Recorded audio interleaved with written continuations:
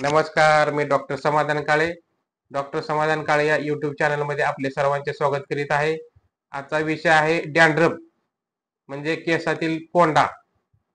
तर ही केसातील कोंडा ही समस्या सध्या सर्वांना म्हणजे बऱ्यापैकी तरुण मुलांना, मुलींना, स्त्रियांना जास्त प्रमाणात जाणवत आहे.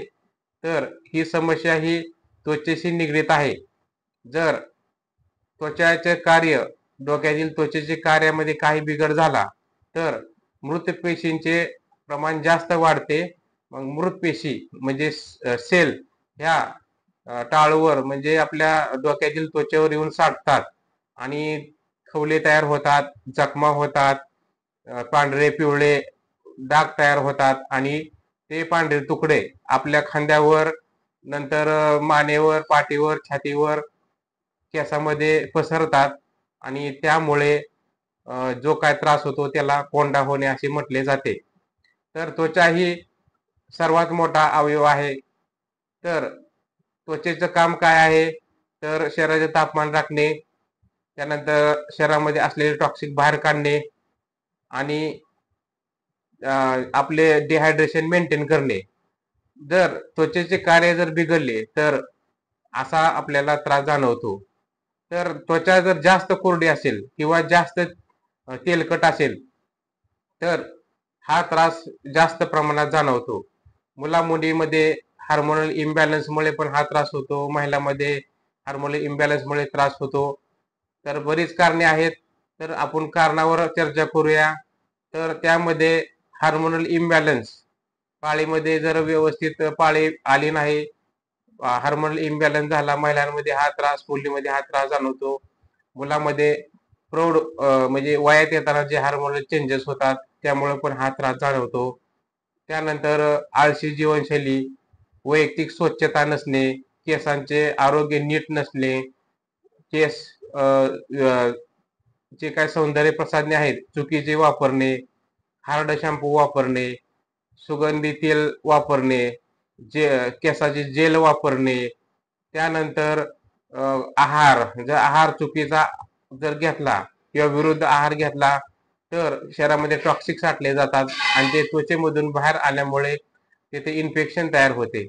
त्यानंतर जर त्वचा रोग असेल, एक्झिमा किंवा सेरोबिक डर्माटायटिस किंवा ईस्ट सारखे जे जीवाणू आहेत त्याचं जरी इन्फेक्शन झालं तरी सुद्धा कोंडा निर्माण होऊ शकतो.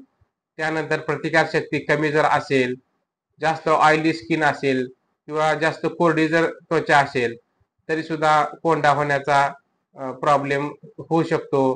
जर केसाची स्वच्छता नीट नाही केली, पर्सनल हायजीन व्यवस्थित नाही ठेवलं तरी सुद्धा हा त्रास सर्वांना, ज्यांनी जीवनशैली आळशी आहेत, आरोग्य नीट नाही, अशा लोकांना हा त्रास होऊ शकतो.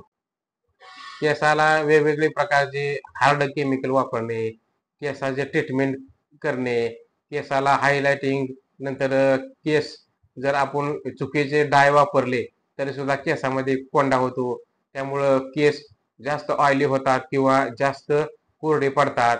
ही कारणे झाली. आता लक्षणे, तर त्यामुळे डोक्यामध्ये खाज सुटते, लाल चट्टे, पिवळे चट्टे येतात. त्यानंतर स्किन इन्फेक्शन होते, एक्झिमा सारखे, नंतर सेरोबिक डर्मॅटायटिस सारखे इन्फेक्शन होते किंवा ईस्टचे इन्फेक्शन होते. नंतर कपाळ, मान, नाक, खांदा या ठिकाणी पुरळ येतात. त्यावर पांढरे तुकडे, मृत पेशीचे पांढरे तुकडे पडतात नेहमी. मग ते चार चौघामध्ये चांगलं दिसत नाही.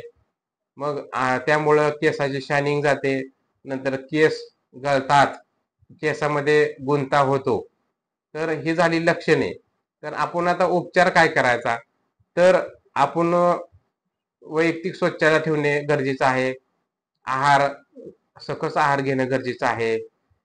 केसाला अति कडक पाणी म्हणजे आंघोळीसाठी आपण अति कडक पाणी केसावर ओतायचं नाही. त्यामुळे केस डॅमेज होतात, स्किन डॅमेज होती.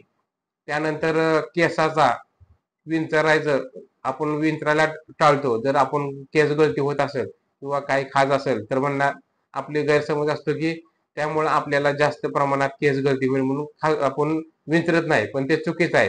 केस विंचरल्यामुळं आणि केस मुळाचा मसाज केल्यामुळं त्वचेचे आरोग्य सुधारते आणि त्यामुळे केस वाढीसाठी चालना मिळते आणि कोंडा जो चिकटून राहिलेला आहे तो निघून जातो.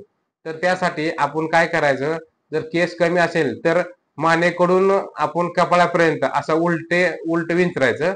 जर जास्त असेल तर मानेपासून टाळूपर्यंत आणि टाळूपासून पुढे असं 2 झटक्यामध्ये असं विंचरायचं. त्यामुळे आपला कोंडा निघून जाईल.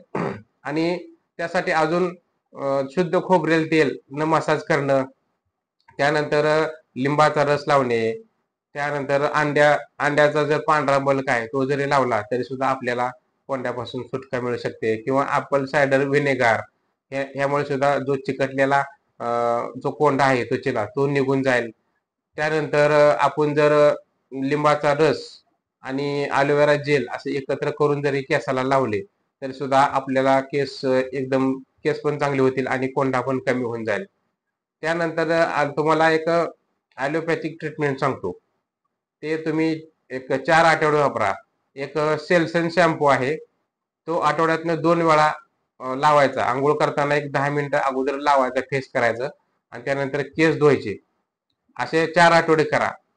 जर कमी नाही झालं, जर फंगल इन्फेक्शन वाटत असेल किंवा डाग जर जास्त असेल तर तुम्ही लुलीबोर लोशन रोज झोपताना रात्री केसांना लावणं गरजेचं आहे. त्यानंतर जर आता ईस्ट इन्फेक्शन असेल म्हणजे बॅक्टेरियल इन्फेक्शन असेल तर आणि त्यासाठी आपण एखादा अँटीबायोटिक म्हणजे अजिथ्रोमायसिन 500 mg घेणं गरजेचं आहे. एक 5 दिवस घ्या. आणि पॅरासायटिक इन्फेक्शन जर असेल तर त्यासाठी आपल्याला बँडी प्लस गोळी आठवड्यातून एकदा असं 1 महिनाभर घेणं गरजेचं आहे. त्यानंतर जर हा एवढा कोर्स करून जरी नाही कमी आलं तर आठवड्यातनं 2 वेळा आपण वेट लोशन रात्री झोपताना केसामध्ये लावणं गरजेचं आहे. त्यामुळे तुमचा त्रास पूर्ण निघून जाईल.